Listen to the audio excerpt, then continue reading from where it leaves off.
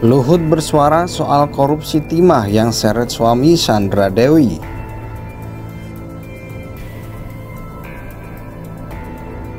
Sekarang kita mau kejar itu. Kami mau rapat nanti ke depan besok minggu depan di Jakarta untuk tadi manggil orang itu. Ya, mengundang kementerian yang terlibat. Kenapa Anda membuat peraturan yang malah menghambat peraturan yang satu? Itu selalu kelemahan kita. Saya lapor Bapak Presiden, kemarin misalnya ada satu kementerian, peraturan-peraturan dalam kementerian itu satu sama lain ada yang tumpang tindih sehingga tidak bisa jalan. Tujuannya kan untuk sasaran, untuk kepentingan Republik Indonesia. Jadi peraturan itu harus diharmonisasi sehingga tetap tujuan itu tetap tercapai. Tujuan itu tetap tercapai. Jadi kita harus tetap berpegang teguh pada tujuan sehingga upaya-upaya yang kita lakukan itu betul-betul bisa berjalan dengan baik. Sehingga potensi terjerat pidana sangat tinggi sekali buat Sandra Dewi sebagai tersangka. Sandra Dewi hartanya, tentunya kalau orang korupsi tentunya hartanya diambil negara. Pada kedepannya nanti disita oleh negara sehingga otomatis kalau hartanya banyak dan semua itu adalah hasil korupsi ya diambil negara semua. Ini ada juga yang masih tak jelas ini katanya. Saya bilang gas saja, saya bilang sama dia. Saya takut kamu. Gas saja. Kelapa sawit sama juga gitu. Gas saja saya bilang. Kenapa? Sepanjang kita tidak ada konflik of interest dan itu kepentingan nasional, kenapa mesti takut? Kan kita yang punya. Kan kita buat untuk sama-sama. Yang ngatur kita-kita juga semua. Peranan para tersangka di dalam kasus ini. Dan perlu juga diketahui bahwa dalam penanganan kasus ini kejaksaan tidak hanya menyentuh aspek tindak pidana korupsinya saja, tetapi juga sampai kepada tindak pidana pencucian uang, yaitu penelusuran uang hasil kejahatan kemana digunakan dan dimanfaatkan oleh siapa, sampai pada penelusuran aset. Nah, inilah yang akan kelihatan dalam konstruksi peranan para tersangka itu. Kita ini aja kadang-kadang yang konyol, maaf ya saya agak ngomong agak orang-orang kita sendiri tidak menghargai bangsanya sendiri. Dia merasa bahwa kita kalah dengan yang lain. Kita kurang, memang kurang. Nah, kalau semua istri bisa dikenakan, ya kasihan dong istri-istri Indonesia. Suami korupsi, dimakan sama istri, anak ikut-ikutan, hancur juga. Kalau dengan suami istri saya kira sulit sekali ya, kecuali ada niat, ada kerjasama ya. Tapi kalau dia seorang istri, ibu rumah tangga, kemudian ada uang datang gitu ya, dikasih suaminya pada dia nggak ikut-ikutan berbuat secara langsung dalam peristiwa itu, ya mestinya agak jauh ya menurut saya. Kecuali ada bukti nyata dia ikut-ikutan terima uang transfer sana sini ya. Suaminya harus diperiksa. Kemudian juga orang tuanya, ayah ibunya, kakak adiknya, kemudian anak-anaknya sama iparnya semua harus diperiksa. Karena termasuk kroninya, karena bisa saja mereka itu sudah diantisipasi ke situ.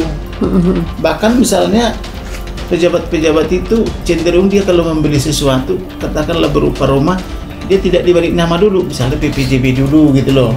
PPJB selama 5 tahun 10 tahun udah pensiun baru balik nama gitu loh.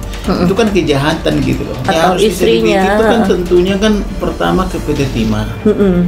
Dugaan terjadi persekongkolan antara para smelter yang mengelola IUP PT Timah tersebut dengan jajaran oknum direksi PT Timah ya, yang dibungkus dengan perjanjian kerjasama sewa menyewa peralatan atau processing yang dilakukan di wilayah IUP PT Timah.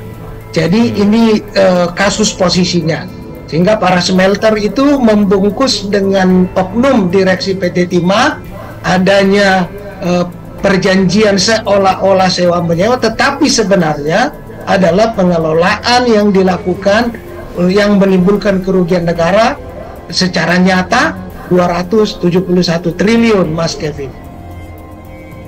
Menko Kemaritiman dan Investasi Luhut Panjaitan akhirnya bersuara soal kasus korupsi timah yang menyeret suami Sandra Dewi Hervi Muiz CS dan disebut Kejaksaan Agung merugikan negara sampai 271 triliun.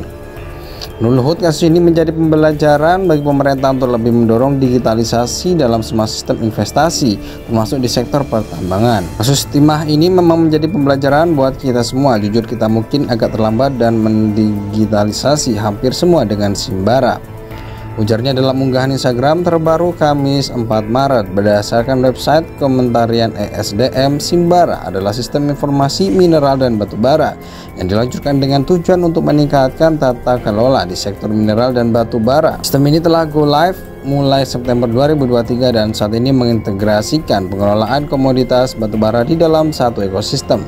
Sistem Simbara ini menurut Luhut berhasil mengurangi korupsi di sektor batubara dan berhasil menambah penerimaan negara.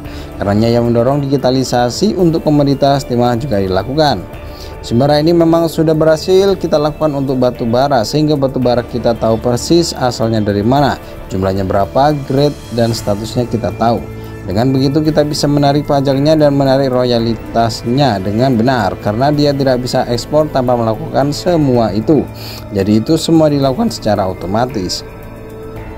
Luhut mengungkapkan saat ini Simbara untuk timah tengah disiapkan oleh Kementerian Energi dan Sumber Daya Mineral. Dengan demikian pengawasan timah akan lebih mudah dilakukan. Sekarang ini saya sedang mengejar ESDM supaya sistem GESDM selesai.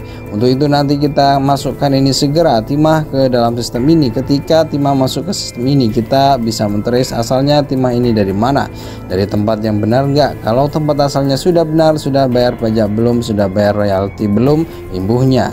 Apalagi sistem digitalisasi timah berhasil dilakukan, Luhut yakin penerimaan negara dari sektor ini akan ikut bertambah seperti batubara. Nah, itu berdampak pada penerimaan negara, karena seperti batubara kalau saya tidak keliru hampir 40% naik ke penerimaan negara karena nggak bisa main-main lagi, dan secara otomatis sistem ini juga bisa memblok dia tidak bisa ekspor kalau dia belum menyelesaikan kewajiban-kewajibannya, ungkapnya. Ia berharap Simbara timah bisa selesai pada Juni mendatang sehingga korupsi di sektor timah tidak lagi terjadi. Tak hanya itu, digitalisasi juga didorong untuk sektor lain seperti nikel hingga kelapa sawit. Kita harap dalam 2 bulan ke depan ini harus selesai ISDM. Kalau sudah selesai ya kita mulai konekkan ke timah, nikel, kelapa sawit, hampir semualah, pugas Luhut. Korupsi mencoreng sektor pertambangan timah di Indonesia. Korupsi terjadi dalam tata niaga timah wilayah izin usaha pertambangan PT Timah Tbk 2015-2022. Kasus tersebut melibatkan suami aktris Sandra Dewi Harvey Muiz hingga Crazy Rich Helena Lim. Kejaksaan Agung bahkan sudah merilis 16 nama tersangka kasus korupsi berserta nama perusahaannya yang tercatat melakukan produksi timah di tanah air. Kejagung juga menyebut kerugian yang timbul imbas korupsi ini mencapai 271 triliun.